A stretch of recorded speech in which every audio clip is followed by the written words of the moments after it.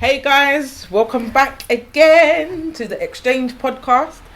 And today our topic is about BLM, Black Lives Matter. And what does it mean to us and what does it even mean, period. And I'd like to welcome my guests again, my beautiful guests. So we're going to be chatting about this topic and see where it gets us.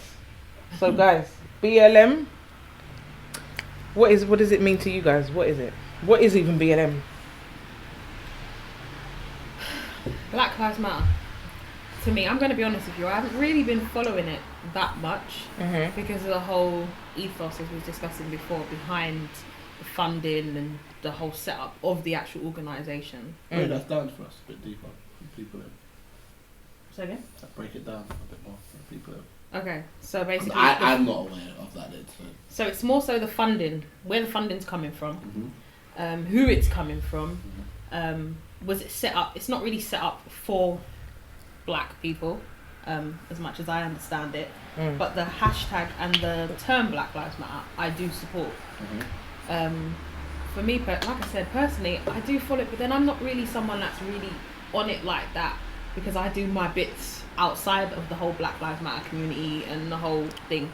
So it's not something that I take personally, if I would say. I don't think it's good for us and our environments, because if people delved into the organisation a little bit more, from what I've seen on social media, I haven't delved into it too much.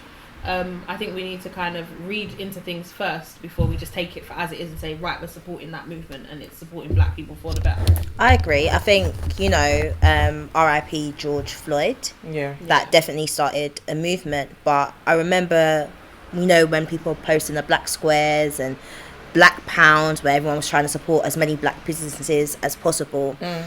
I remember I must have put on my Instagram story, like, I actively support black businesses. I'll promote you, I'll buy your products and stuff like that. I'll support you where I can. This whole thing of, okay, we've got to support black businesses now. Okay, but what was you doing before this all came up? What was you doing last week? And I remember someone said, oh, but you should be promoting. No, I don't have to do anything because I've been doing it. I will continue to do it. So just because there's a hashtag flying around, there's a black box flying around, doesn't mean I have to do it to show that I'm actively supporting at the time where, it's got the media attention. Basically. Do you get what I mean? So, and they're like, you're being out of order. No, I'm not. Because after when all this hype dies down, I will still be doing what I do day to day, which is supporting black businesses, promoting them and doing what I can do to support them. Yeah, do you get what I mean? To show love. They turned it into a circus, isn't it? Like it's a trend now. Like all these people that weren't speaking up before, because it's a thing now. It's like, oh, you shouldn't be doing that, and like people are like in these videos and stuff like that. People are speaking up, like people that are not black are speaking out against things they see. And you're a racist, like that guy on the train. And a couple of months ago, you would not have said shit. You might have said, oh, that's not very nice, but you would have been like, yeah, he deserves it, BLM. He didn't deserve to get his head bust, but he got his head bust. Realistically, like, let's be real, no one deserves to get their head bust like that. Yeah, he was asking for it, and he got what, basically, the youth them pumped him up, innit? Cool, because he's running your mouth. But let's not be out here talking about, oh yeah, he deserved it because he's a racist. Like, you wouldn't be saying that on a normal day in 2017. It's only because 2020 is BLM season. Do you get what I'm saying? So I feel like people outside, it's like a trend now. I've always been pro-black. I've always felt personally responsible for my community and what people do you get what I'm saying? In terms of like black people, do you get what I'm saying? And bettering ourselves. I feel like the whole hashtag thing or whatever, you're right, like people are like turning it into some puppy show. It's not a puppy show. Well, I definitely agree with the fact that it is basically a hashtag and a trend, and I feel like our community in particular, are very good at jumping on things that are hot at the time. And I'm gonna say this, right, because I think it's really valid. I've seen like another podcaster, should I say the same thing. Like, she talks about things that need to be spoken about before it's a trend. but people don't want to engage with it. People don't want to talk about it. But as soon as it's a hashtag and it's a trend, everyone's jumping on it. But hold on a minute, these people have been speaking about this thing for time. But it's only because it's not popular why no one wants to jump on it. Like what was said before. BLM as a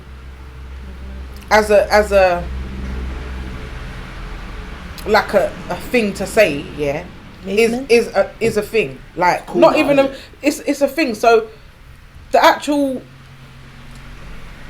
organisation behind BLM, I don't support that because it's not. They see what I've had conversations over like Twitter about this. Yeah, people will always argue and say, yeah, but there's black people leading it in London and there's black people leading it in America. Yes, I know that they're the faces of it, but behind the scenes, I'm talking about the funding. Yeah, comes from George Soros, yeah, and other non-blacks, right? And I understand when people jump on things, but then I don't understand why they jump on it before they research it. I was on this BLM thing myself, but not because of the background. I was on it because Black Lives Matter, and they need to be mattering now because for so long they haven't mattered and nobody cared about black people. Sorry, they have mattered, but they have mattered, but they haven't. Okay, we've always right? Mattered, yeah, we've always mattered, but like you said, it's our lives have never been respected. Right. Our lives have never been valued. So this the killing, the unlawful killing of George Floyd that day was horrific, and I even avoided watching that for the longest time. I heard about it, I just didn't want to see it. I'm sick of seeing our men and our women getting killed for no reason. Not that there's a reason to kill anyone, period, but the fact is, why do our lives just get taken just like that?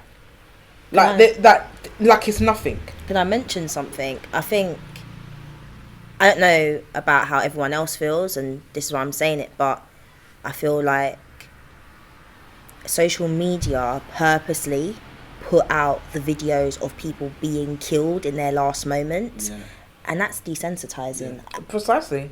It's like, is it the normal thing? To make it normalised. Because if you put something up, and I'm going to say this very briefly, and we're not going to expand on this, if you post something up that is saying anything negative about the LGBT community or something that said it will be removed. If you put something up against the Jewish community, like Wiley did, it will be removed and you'll be penalised. But videos like that of black people, unarmed black people being killed on camera, you're seeing the whole thing. Man can't breathe till he's lifeless. You're seeing the whole thing. You're seeing girl man get shot live. No one's removing it. Why is that not removed? I don't understand. Is that not sensitive material as well?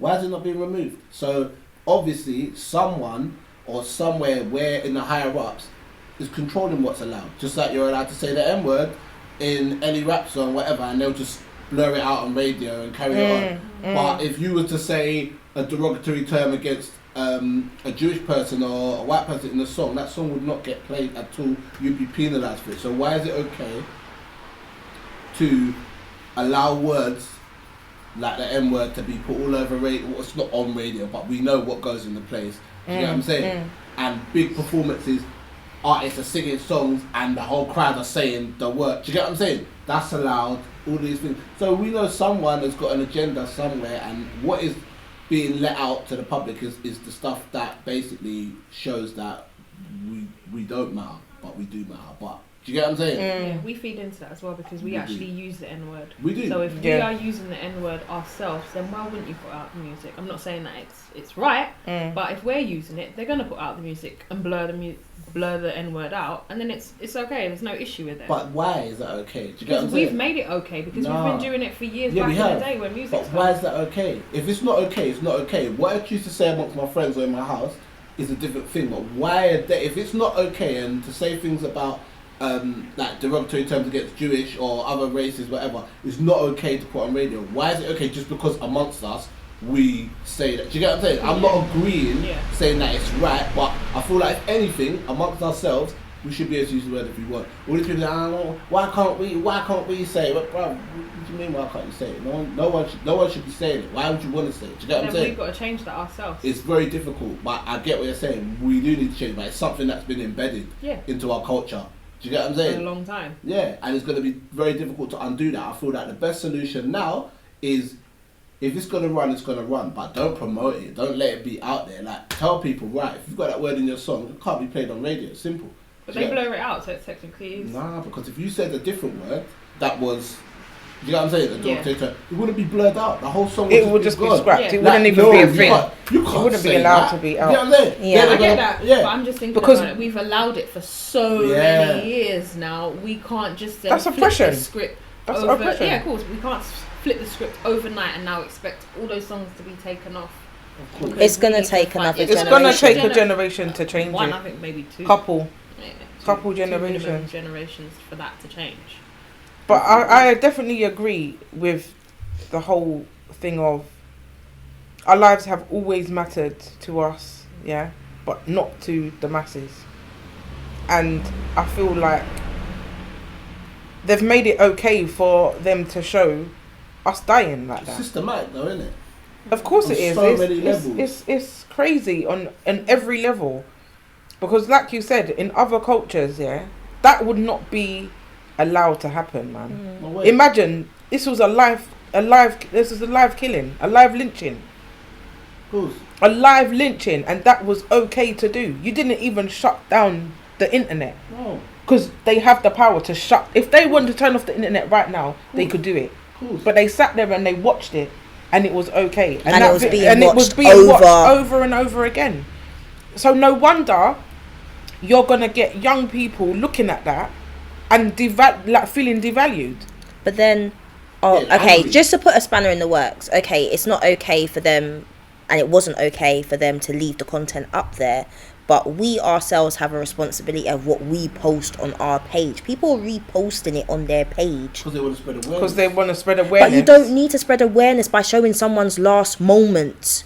I hear that. I feel like you could make a video and you can make a video and say, display your frustration about it. It's like you see a wrong, and you're in yourself. You're just like, I want everyone to see this, to know that this is going on. Do you get what I'm saying? So they're doing the wrong thing because they're spreading it, but it's not coming from a negative place. They just want people to be aware. See it. But what I'm saying is the higher powers, they're the ones that can lock things off, and they've locked off other things that it's beneficial for them to lock off because they don't want to let certain things out there. So exactly. Why not lock off this? Do you get what I'm saying? Between ourselves, we're spreading awareness. Like, this is what's going on still, and no one's not doing anything about it. Be angry, protest, fight, stir up, cause problems so that they can be changed. Do you get what I'm saying? I get what you're saying though. Sharing that. Why are you sharing that? That's someone's last moments. But I see loads of videos like that, and like that, they don't get deleted. It doesn't mean it's okay. Yeah, it's not okay. I fully agree, it's not okay. But you got to think of where they're coming from, why they're doing it. And I think, but from my point of view, I think you're contributing to desensitizing. Yeah. Do you get what I mean? Yeah. They lay it out there, you get hold of it, and they know that it's going to go viral. That's their responsibility, because they are letting it be accessible for it to be shared everywhere, for it to go viral. Do you get what I'm saying? Yeah, you have a personal responsibility to not share it to your friends, but you're just one person. Do you get what I'm saying? And you're not thinking about the consequences and the massive effect it's going to have on a wider community of people. Do you get what I'm saying? The George Floyd video spread around the world. The world, yeah. The world, not just America and the UK. Everywhere. The world. Like, everyone in France, bare different places were talking about it, reposting it. Do you know what I'm saying? So it was probably one of the most re-shared video of 2020. Yeah. And everyone was in their yard at the time because of obviously COVID. Yeah. Like, you telling me this wasn't strategic, this wasn't allowed? But this is what I mean. It makes you wonder if this was a strategic thing. And then also they try to justify, black deaths by saying, well, he stole something or he was that's got nothing to do with it. You put your knee on somebody's neck for 8 minutes. Yeah. And a man's telling you, and he's telling you that he can't breathe. Are you kidding me? 3 other officers standing there watching, there was 3 stopping other people from filming it. So you're telling me that on a basic human level, regardless of skin colour, that's okay to do that. But this is where and then there's no consequences because the man was in whatever shopping centre a couple days later shopping like it was nothing, like it was nothing. But this is but it's okay. This is where we need to make a change because you got people back in the day like Malcolm X. Malcolm X stood up and was not taking shit. Yeah, his angle was boom. We're gonna take what we need to take. We're gonna take back our control. We're gonna empower ourselves. Yeah. Now, I feel like personally, and I don't know until I'm in that situation, but personally, if I saw a black youth getting choked out on the road, not even just a black youth, if I saw anyone getting treated unfairly, and I feel like the police are doing something that is hurting them and that could possibly kill them, I'm not going to stand there with my camera. Exactly. I'm probably going to fly kick that officer off of him, and I'm probably going to end up getting in the tussle, and I'm probably going to get nicked. But overall, in the long run of things, I'll save that guy's life. All it took was 3 or 4 people. Yeah, it's America, the police have got guns. You tackle that officer, you're getting shot. Someone's getting shot, realistically. But sometimes you need to just be selfless, like raw. All it took was a couple man to just rush that officer and that tussle with the other officer, get the gun off of him. Do you get what I'm saying? Yeah, you would have probably got shot, but George Floyd would be alive. So you would risk, now I'm going to be controversial, so you would risk your own life over someone else's? Like I said, I'm not in America, so I know if I tackle an officer, I'm just getting tased or licked with a baton. You get me? I could get choked out, but that's worst case scenario. More likely, I'm gonna get mashed up. I'm gonna get put in the cell. I might get tumped up on the way to the police station. Boom. But I potentially save someone from being abused by an officer. You can't stand there and watch that in the UK. In America, I'm saying I understand. It's different. That officer is not petty to shoot you without attacking him. But if you see something, they all stood there and watched you. They're just as guilty as the feds. They all stood there. I'm not saying put your life on the line. No, but the police are as guilty too because they were trying to stop people from filming it. Yeah. So it's like they knew what they were doing. The police officers are the worst scum because you stood there and watched your colleague do something that you weren't supposed to do. You're supposed to say, "Yo, brother, pull off of him now." Yo, exactly. Pull him off. I think a couple of them were rookies though, like maybe 3 or 4 times they were working. You need to stand up. It doesn't matter. If you've seen officer's something, not going to shoot another officer. Very unlikely. Pull him off. Yo, what are you doing? You're killing this guy. Stop.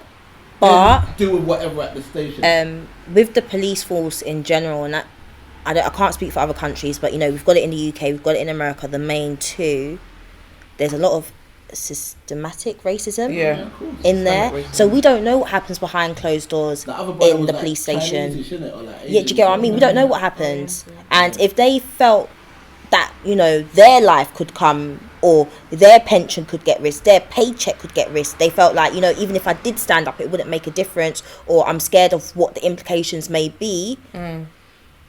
We're back at square one again, aren't we? And I'm pretty sure one of those police officers had only been working with that group for, this is maybe like his 3rd or 4th shift or something like that. So I get what you're saying. Just trying to fit in, innit? Yeah, in that way. He might not even know the rules and regulations too tough. But what about your moral code? What about your moral code? You're killing someone. And a man saying he can't breathe. There's not really much to work out about. Yeah. Like, yo, we're not supposed to be doing this. You know? That's not normal thing to do. He was resisting a little bit, actually, in the beginning of the video. But you're someone's got the... I'm not justifying it, but... You're not going to sit there and...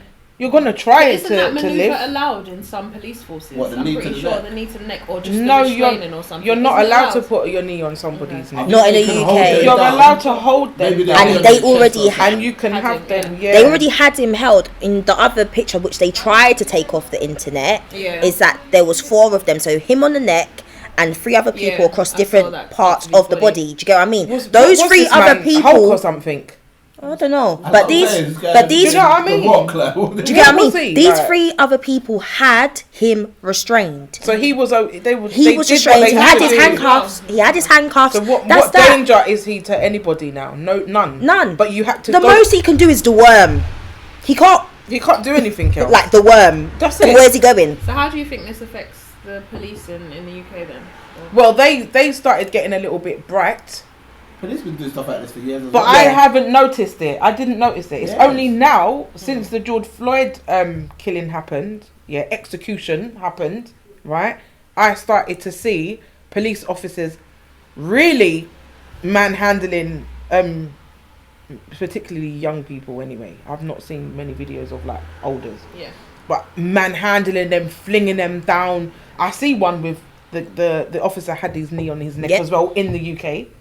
And that was after George Floyd. So you haven't learned any lessons then? No, definitely. You haven't learned any lessons. People have done that. They've done that. We've had this conversation at work, and you know, one of my colleagues, his nephew works in the police force. Now, they actually had training after George Floyd. The prison service and the police force don't get the same training. The prison service, they use 4 officers to restrain someone. They only hold the head. They don't pressure on the neck or anything like that. And all the other people, maybe 5, all the other people hold the other limbs. Yeah. In the shots that we see on social media nowadays, you see a bag of them there. You got 6, 7, 8. There's more than enough of you to do that same maneuver safely, where no one's going to hospital with a dislocated shoulder, wrist, and all these things. Do you get what I'm saying? But you're choosing not to do that. The higher powers are choosing not to invest in that training. They don't care. They don't care. But also as well, there's not just regular police out in London. We actually have a special task force as well, but they're not identifiable. So to the average person who don't know much about police will just think that they're average police. Oh no, I've been stopped by them. I've been stopped. So you've been stopped? Yeah, I've been stopped by them. Can you talk on that? Yeah. So I was in the car with my friends. I was the only female, and there was 3 other males. We're driving, nothing suspicious. We get pulled over. We're coming up to Tower Bridge now. We've got pulled over, but they've been following us from Hackney Road. Oh. Okay. Now. What colour was the car? The car I was in. No, the police car. Normal. There was one Fiesta. There was one BMW. Unmarked. Yeah. Okay. And I can't remember the other car. There was 3 cars that followed us from Hackney Road to Tower Bridge, and we got pulled over just before we were about to get on the road going. Yeah. Now, everyone's panicking, and I was just like, all right, remain calm, because I don't want to start panicking. So one of the guys have come over. They want to check the license, insurance, whatever. My friend's got out the paperwork. Then they're telling him to get out the car. Now, with my friend, he recently bought this new car, but it's going through the merger where it's changing the addresses. But he's got all the paperwork, but on the system, it hasn't changed yet. So that's what they're saying the reason is for us being pulled over. One of the other guys kept looking in the car, and they kept trying to interrogate us. Where you going? Where you going? Where you going? And we're like, we're going to a barbecue I think the barbecue was in Croydon. So we're going to a barbecue in Croydon. Where are you going? So keeps repeating the question to see if one of us changes the story. But we're all going to a barbecue in Croydon. I think we need to search the car. But all the other officers were like, no, we're doing the checks. No, we need to search the car. Kept insisting that the car had to be searched, and we had to be searched. Now, I can tell that the other officers were a bit like, they didn't realise at first I was a female. Not saying I wasn't wearing identifiable clothes. They weren't focusing on me. It wasn't until when the guy got out the car, he was like, oh, there's a female in here. So the tune changed. Do you get what I mean? So then the other guy was like, nah, we need to get them out the car. We need to do searches. So then the officers are talking amongst themselves, and he was like, okay, we checked the system. I can see that you're doing the merger. You've got the correct paperwork. Just make sure you stay safe on the roads. Oh, but why are we not searching the car? And then my friend just quickly got in the car, just jumped back in. We're like, thank you, officers. And we just drove off. Was he bullied at school or something? Must have been. There's always a loser like There's always But what I'm trying to say is, if I wasn't in that car... It would have been a different Okay, thing. There was one white male. The other 2 were black. No. That's why. They couldn't search you. Right. If I wasn't in that car... Lord knows what would have happened. Because the same guy that was insisting for the car to be searched was like, proper amped up, ready to put someone on the floor. Yeah. And I was literally traumatized. I was just like, can we hurry up and get to the location? Is that the first time you've been stopped? I've been stopped and searched a few times because of where I live. But to be stopped by a special task force, yes. Okay, fair enough. Because they weren't identifiable at all. Did they show you their badge number and everything? No. You should have asked them you to should have present asked that. Anytime they come out and say producer. special task force, you need to present show you ID, everything. everything. You're not getting me out and nothing until I see some documentation. Yeah. And that's what we need to start teaching the young people as well, especially if they get pulled over. Don't be arrogant with it. Yeah, just be like, I think for us, show me your like, ID. Do you know, we were all stunned, like, huh? Yeah, we've been following you since Hackney Vote. Following? The car, there was a marker on the car. And we're like, just sitting there like... Yeah, they put like a flag on the car. Yeah, there was a marker on the car. So when you're like, if your car's been... So once it's on like the transfer thing, is that what they do? No, it probably got different things. The previous owner. The previous owner probably. Oh, really? Yeah, that's what that like is. 6-7 times. See, that's the thing now, man. When you're buying cars from people, you need to be careful. Yeah. Because all them things will flag up. Can't be any just emerging. There's something on the car. Oh, seen. So that's why. That's why. Like again, we were like, what's going on? Yeah, that's a madness. Yeah, I haven't been stopped by police. I've been stopped by police before. I was in the car, me and my partner, and basically what happened was there was a road, yeah. You know, you can go left, right, or straight over. But he didn't realise that you couldn't go. He went too far to the left and he was going on to oncoming traffic. Oh gosh. But luckily that light was red. But then there was another lady that did the same thing. So she was behind us, following us, doing what we was doing. And then the guy came, they got out their car, red man, you could see the blood in him. They had guns as well. This was armed police. This was in London. This was up the road. This was Forest Gate. Right? And they had the guns, pointing the guns in the car. There was we had a child in the back as well. What's your license? Yeah, they shouted. Proper shouting. Yeah, they shout. Swear, shout. Yeah, everything. Yeah. And then obviously my partner said, "What? Like, can I help you?" And then he was just like, "Yeah, you went on oncoming traffic." And then I was like, "Well, lots of people behind us are doing the same thing because clearly the marking is not correct. So everybody's doing it. There's a trailer of people." But you know what they did? One of the officers told the white lady behind us to reverse back and go, but spoke to us and was like, "Oh, where are you from? Jamaica?" I was like, "Is it?" I was like, "Okay, cool." But you see, because he is Jamaican, they feel like Jamaicans have a way about them. But unfortunately for them, he's a calm person. So he just was like, well, they were like, "Where's your license?" "I don't have my license." "Well, you need to produce it." "Well, actually, no. I've got 7 days to produce my license and I will bring it to the station." His other friend was like, could clearly see, like in your situation, he knew it was wrong. He knew that you didn't have to deal with the situation like that. You could have just said, "Well, you know, you've gone the wrong way. Like, be careful next time." Yeah. But he was with the people like you. It's people like you. And I'm in my head, I'm like, I'm getting hot in my head. Because I know how I stay. But at the same time, they've got a gun and there's a child in the back. So I'm just going to be cool, innit? But then basically, what happened after that was that they never went further with it. Of course they wouldn't. Because they knew they was in the wrong. Yeah, of course. That makes sense. Yeah, so I just feel like... Why not the Babylon? Then there needs to be training in regards to like officers and task forces and stuff, and also they need to make themselves identifiable. Like they do wear, like, I'm not talking about the unmarked ones, I'm talking about the ones that wear police uniform, but you can't tell the difference. So they're the ones that manhandle you.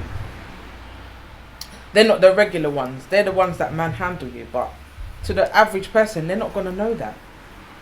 And there's certain things that they need to actually declare before they do a search. They can't just search you. They need to have a reason. Reasonable grounds. And they need to state, you know, lots of different things really. Under what act they're stopping you under as well. And a lot of people don't know that. So it's down to us to educate people really. But in regards to BLM now, I just feel like Instagram was very hot when the BLM movement first started. Everyone was live. I was looking on the top of my screen and every person was live. And then I thought because I remember doing a live Instagram myself. I was doing them on a Thursday. And I was saying, like, is this just a storm in a teacup? That was one of my lives, because it's hot right now, isn't it? But when everything cools down, are we still going to be having conversations, especially on social media, where a lot of people are at? But people were like, yeah, it's still going to go on. But when I look on my lives now, no one's live. No one's talking about it. And if they are live, if they are live, it's not about building a black community. I'll give you another example. I know this, we're talking about BLM, but building the black community is a big thing. And throughout this whole pandemic and throughout the whole execution of George Floyd, I was thinking, right, there's got to be a way that we can start to build our community as a whole, yeah? So I put out an event, which was a Zoom event, and I said, listen, if people are serious about building the black community, show up at my event so we can thrash out ideas, have conversations, and talk about how ways in which we can get this movement going, innit? The amount of people who signed up for this thing, so many people. Do you know how many people were on the Zoom? 5 people, and I was one of them. So 4 people actually turned up. But this is the thing, the issue that I have with some, and I will say it again, some black people, not all. Yeah, there's too much of this. You see this math thing. We talk so much. We've got the big talk all the time about supporting each other, building each other, and coming together to build and grow. But where is everybody? When, because you see me, yeah, I'm a person of action, innit? I don't really do much talking, but if I'm moving to something, I'm moving to it. And I will put things out to other people as well. And if you're on it, I'm on it too. But don't be talking about, yeah, because we need to do this and, you know, we need to start supporting black business and do it. But where are you? When I put something out, you're not there. But the same people that are talking about building and all, yeah, I'm coming, but you didn't come.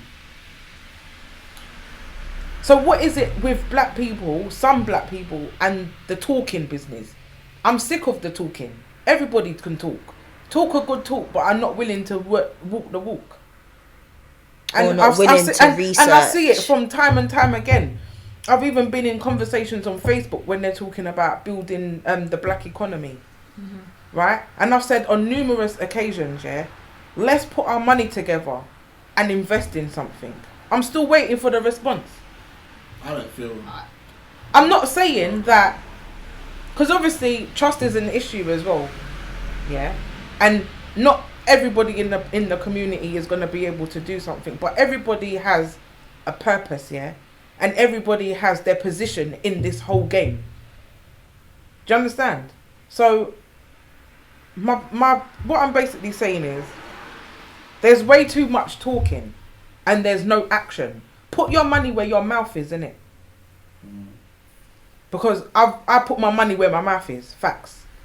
But where's everyone else? I can't do it by myself. None of us can do it by ourselves. Precisely. So why are we not doing more to work together and build each other? We always talk about everybody else ripping us off. The music industry ripping us off. The film industry ripping us off. Sports ripping us off. All down to, what's his name? The runner, what's his name? I can't remember his name. Usain Bolt. He didn't want to run in the country because the amount of tax the country's taking. So he said, forget you lot, I'll just run for my country. People don't want to come here to do things because England want to tax their ass. But this is why. So why don't we do it ourselves? Why are we not doing things for ourselves? Well, that's what we should like be together. Doing. The education needs to be out there of how to make black finances remain in the black community. So a lot of footballers, I don't know, in America, basketball players, whatever, they're football players, artists, everyone, whatever, make big money, and then the first thing they do is they buy a big car, they buy nice clothes, they buy a big yard, but they do this all in the country that they live in, which would be America, England, or whatever, So they spend those millions that they just made, or whatever, them 100,000, in the same country, boosting the economy of the country that they're living in, that they're being oppressed by, or their people are being oppressed by. Yeah? What we need generally is, amongst all those people, and even people with small businesses, big business, medium-sized business, people that are making money, our goals shouldn't be to, okay, I'm going to save, I'm going to get a mortgage, and I'm going to buy a house in, I don't know, Leeds, or whatever, innit? Like, and I'm going to whatever. It should be, I'm going to save up, I'm going to buy a mortgage, I'm going to get a mortgage, I'm going to buy a house, I'm going to rent it for a couple of years or whatever, I'm going to slum it out, I'm going to work 2 jobs, boom, boom, boom, I'm going to make money, I'm going to sell the house when it ups in value, and I'm going to have 500k or whatever. Do you get what I'm saying? And then I'm going to take it, and I'm going to go back to the Caribbean, and I'm going to build a house there, start a business there, and put that money into the economy of my country. Or I'm going to go to West Africa, and I'm going to go to Ghana, I'm going to go to wherever, and I'm going to set up a business there, and I'm going to bring my wealth from that I've made in the UK, which was the original plan for the Windrush generation and a lot of West Africans that come over here, was to make money and send it back home. Now, West Africans seem to have the right idea, and they seem to be doing it a lot more. A lot of my West African friends, their parents have gone back to Ghana or gone back to Nigeria or wherever, and they're like living there, and they've left the house to them, and they're living in the house, and they've got to manage the house. And do you get what I'm saying? Yeah. And then boom, eventually their parent might say, right, I'm going to sell the house, you're going to take whatever, and then boom, I'm staying in Ghana, or I'm staying wherever. Do you get what I'm saying? What we need to do is, if everybody had that mentality in the whole, because when I used to do painting and decorating back in the day, when I was quite young, I used to work with a lot of Polish guys, yeah?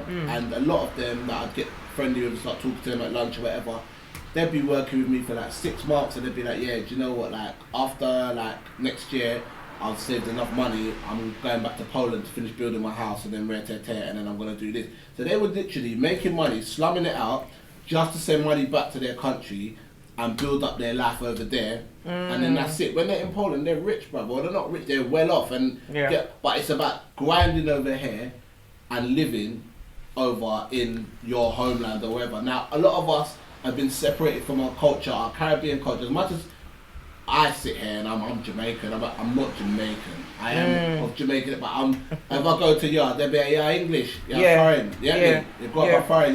Yeah, you're not one of us. Yeah. You get what I'm saying? Same with probably West Africans. When they go back over there, they're seen as English. Do you get what I'm saying? Obviously, their heritage is there, but they're English. So what we need to do is bring the wealth back, invest in our own community. Look at Akon. Akon made it big, and he went back to Senegal, and he invested, and he put lights in.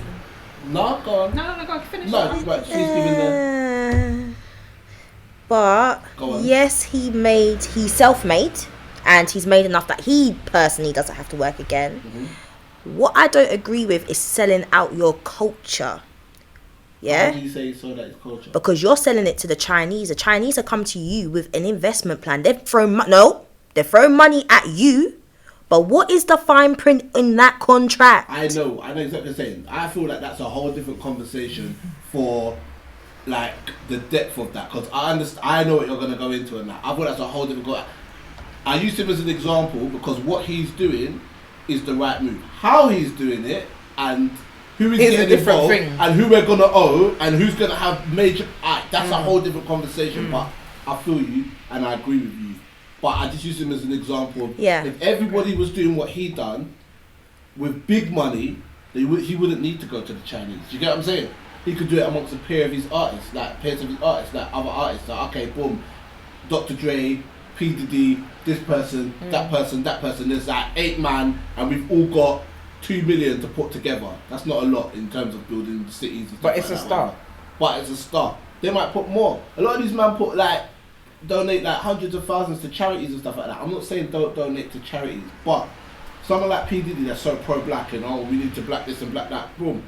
This is what you need to be doing. You need to be investing. Remember, Africa's got a lot of resources that are being utilised by outsiders of the country that come in, utilize because they've got the money to do it, set up these mining facilities or these whatever facilities and actually take the wealth out of the country, of the natural resources, even like oil and stuff like that, and then use it because they've got the money to do so. They can do that easily and the people are just giving them the land. Like, yeah, okay, cool. Like, I'm making a little change. I might not be making the change you're making, but I'm getting a little change for you taking this, and then you're making millions off of it. Do you get what I'm saying? So what we need to do is claim back the whole thing, because a lot of it has been split up into different pieces.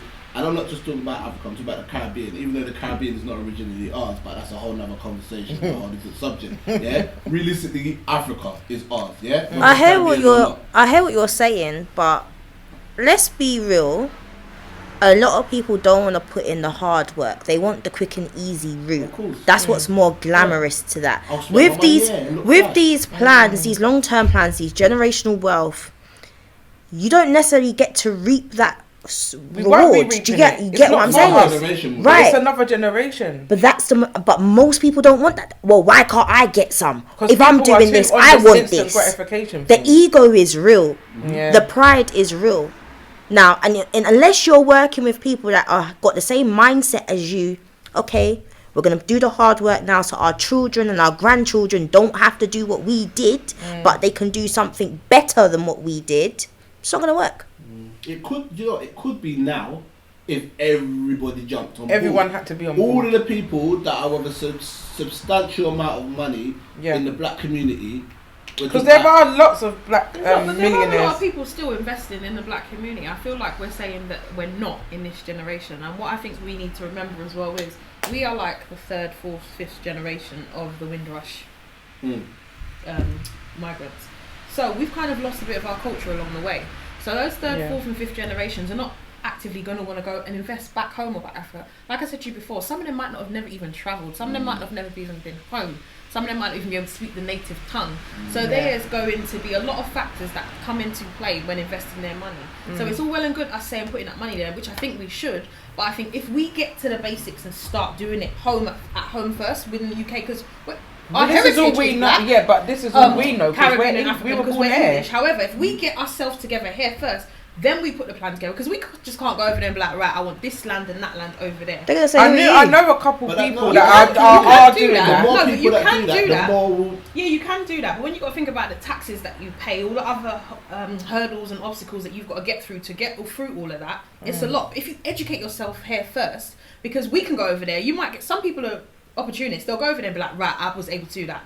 I might then think I can do the exact same thing that person's done, and it don't work out for me. I can get ripped off left, right, and centre. This is why I said we need to come back education, because you know what I feel like we do as well. We do a lot of things on a whim. Oh, that's hype at the moment. Let's jump on that. Let's jump on that.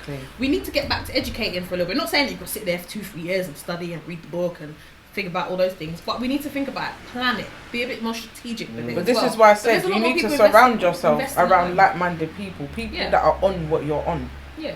Because that's the only way it's gonna work. And then I find with us as well, black people in general, I'm going to say it, we sometimes go too far left with this pro-black thing to a point where we put ourselves in a box by ourselves, and we're unable to we exclude people, and we're not able to get out of it. We are not at that stage. I don't feel we're at that stage yet where we are self-sufficient, where we can start doing it. There might be some people, and there might be certain areas or elements where we are self-sufficient and we can do things on our own. But when we go far left, we exclude people to the point where this is where this is where education plays a massive part, because just because we're saying we want to build our community, the black community, that does not mean exclude every other culture, because it's not going to work. How do you think their economy is as big as it is? Because we invest into it. So just we're the biggest consumers. What is it? 350 billion pounds a year, and that was a few years ago. So by now that probably would have climbed. But what you're saying is correct. We are the biggest consumers, but what you have to think about is also we are the biggest commodity of people, like as a people, think about it, our culture makes millions, hip hop, R&B, like music in general, I'm not saying everything, but a lot of music has spawned from our culture, and the music industry, a heavy chunk of a lot of the big money comes from our culture, a lot of the records that are like the record breaking music and stuff like that makes this billion high selling comes from our culture, boom. Sports, we dominate a large amount of certain sports and stuff like that. So a lot of things, we are a commodity. Our food, hair products, yeah, but we're letting what's it called? The idiot place where people go, Turtle Bay. Turtle Bay. Bro, they basically gentrified and taken man's whole culture.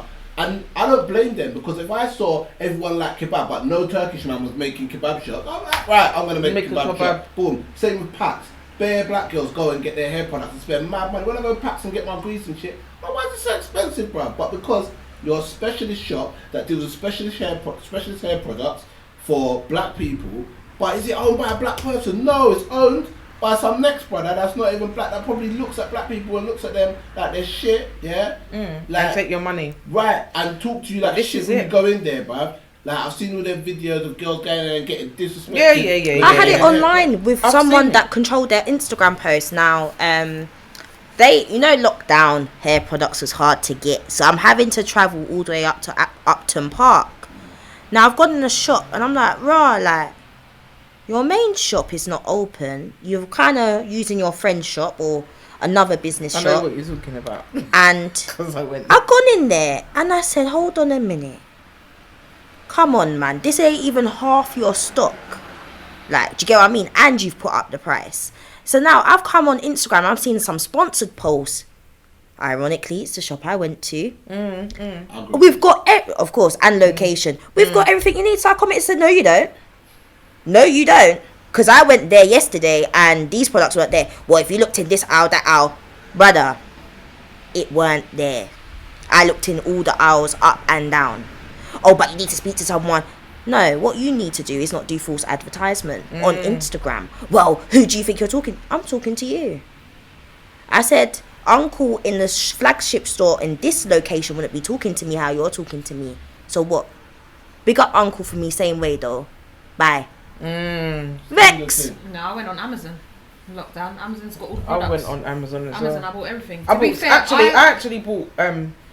Somebody posted like a black business in America, and I went on their Instagram page and I looked at them. They actually like making it themselves and that type of stuff. And I thought, you know what? Let me spend some money and try and get some stuff. So yeah, I bought.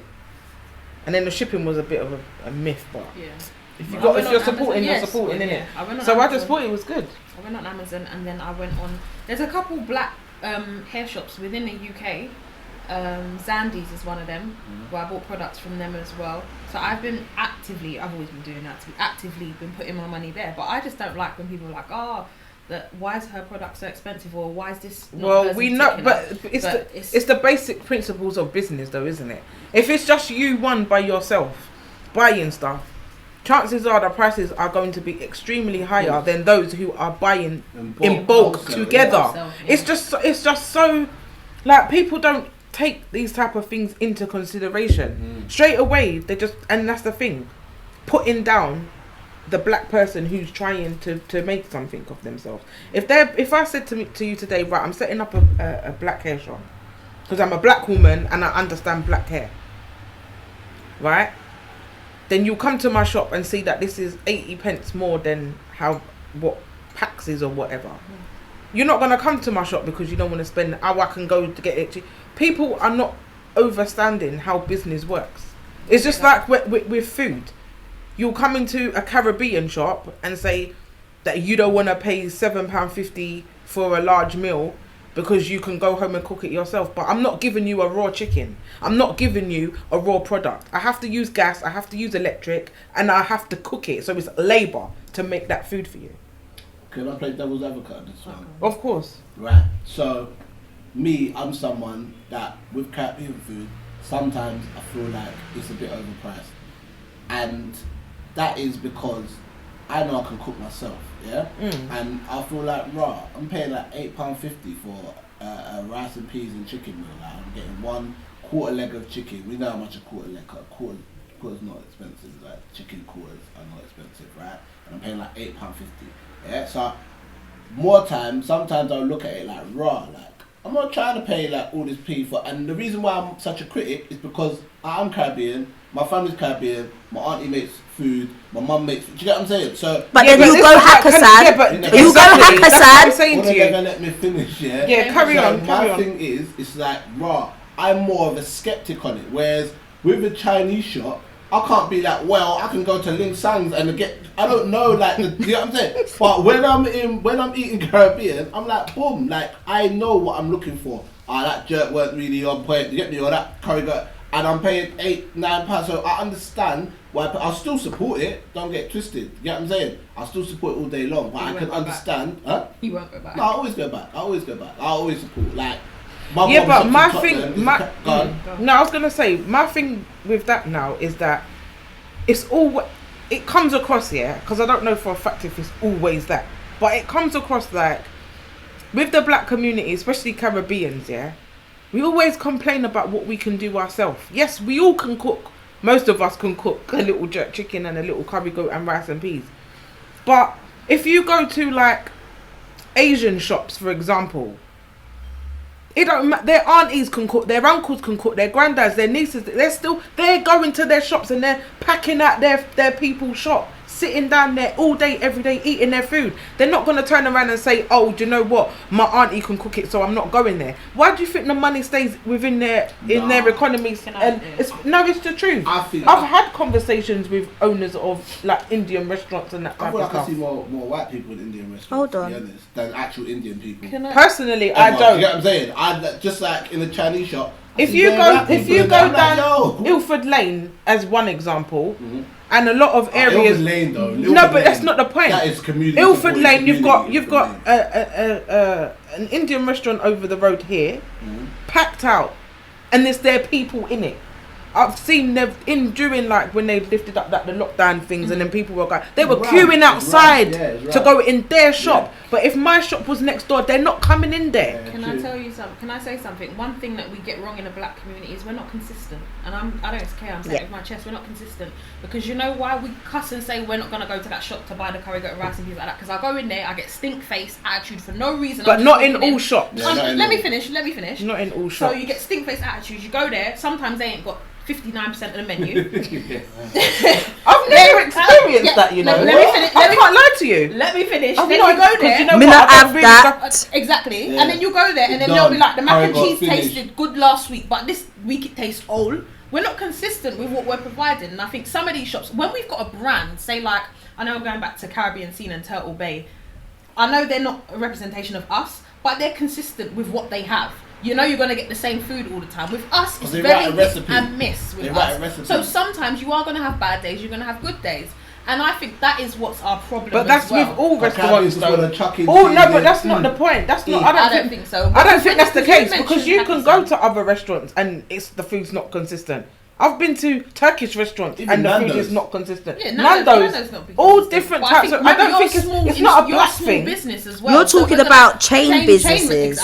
Chain businesses. Fine, you're going to taste the difference because a lot of things, like for instance, someone said to me, I was speaking to someone that works in Primark, and they said we don't put the same products in all Primark stores. It depends on the area. Yeah, it depends on the area. So when we're doing our little Caribbean shops and African shops and stuff like that, we are a small business. So if you have a good meal one day, because you're a small independent business, I'm expecting that consistency all the time. So if it's wrong or tastes a bit off the next time, I'm going to notice that more than Nando's chicken being off. Because you go to however many Nando's is Nando's, it's just grilled chicken. But with our food, you're going to notice it more. And I'm not saying that's a good reason for us to, but our consistency is not very good with you us. Have to invest in your brand. But you invest in your brand. Do a menu, do recipes. And doing recipes is a good idea. Like an actual recipe. Yeah, exactly. So you know,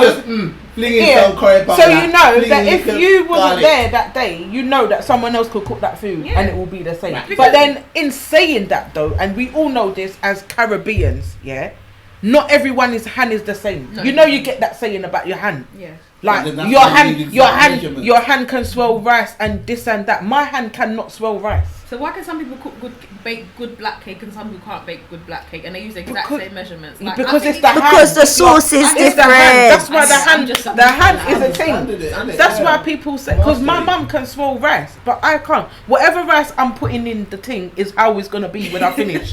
It don't go nowhere else. But then I could give it to you and do it, and it rises. But I'm doing the same thing. The same measurements, everything. But where are you cooking your rice to? Are you cooking it to where it's kind of still hard a little bit, or where it's I like mine al dente, a little bit of a bite.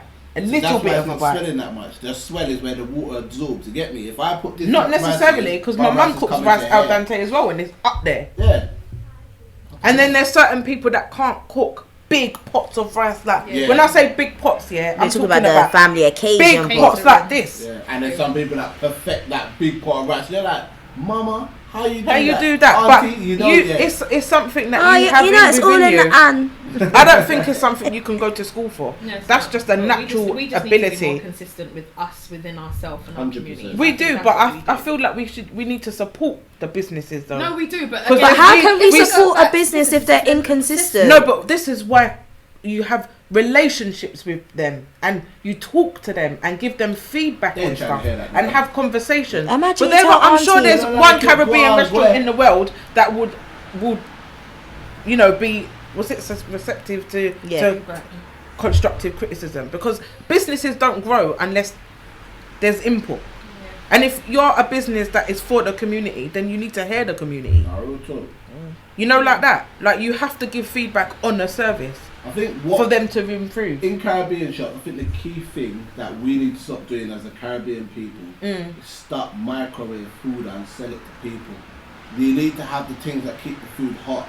Enough times I order my food. You want it warm? And then afterwards I'm like, oh shit, you put it in the microwave. And then I eat it. It's not. But do you know what's wrong? You can't put fried chicken. But the thing is, a lot of Caribbean shops will do that, and I don't. Most Caribbean shops do warm up their food in the microwave, especially if you've come in and it's been there sitting there for a little while. Mad for that. But you can't. But the type of food that Gordon Ramsay's cooking is not like our quality food. Of food is reduced if it's frozen or if it's microwave. I'm a food person. I take it very, very, very seriously. So then, do you go to all you can eat restaurants? Not really. When I was younger, maybe. But they're kept warm in the water bath thing where you keep the things in. Yeah? The water bath? I showed for this. Yeah, but you know that you can only keep food in there for so long. Yeah, of course. But that's because it's going so quickly. Yeah, so do that. What would you rather? Have it... I would say, again, like a Nando's, if you want to come and order a fried chicken or something, have them type of things pre-prepped, so that you can maybe fry the chicken off or say, right, we're doing fried chicken from whatever time. I get it. Our food is very difficult to sell like that. But it's not even that. But because if you do fried chicken, you can't do fried chicken. But if you do that with fried chicken, do fried chicken, but then people complain because they've got to wait for for you to cook the food. So with Caribbean food, I think it's difficult. Yeah, I think it's difficult because people will complain about the length of time that they have to wait for the food. But that's how it goes. I feel like if we want the people to be consistent and remain and spend money, we need to up the quality of service that we're giving. Do you get what I'm saying? I agree. That's one thing for me. Microwave food. You want plantain? Yeah, I order my plantain. And then there's microwave in the bag and I can fit in, and it's hard and it calls that. You got to fry it. It don't take long to fry a plantain in a deep fat fryer in a restaurant. Do you know what I'm saying? And that's where we're losing, because I know at home my plantain's going to be fresh, my rice and peas is going to be fresh. I'm not microwave. I don't even like using the microwave, even if it's microwave meals, burgers. You get them put it in the oven. I'll put it in the pan. I'll fling my food in the microwave. I don't like microwaving food, period. And that's a whole nother.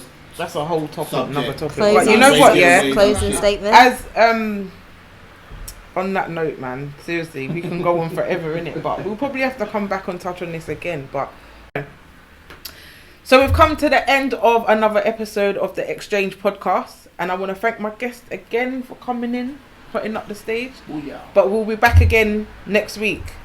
Take care. Here we go.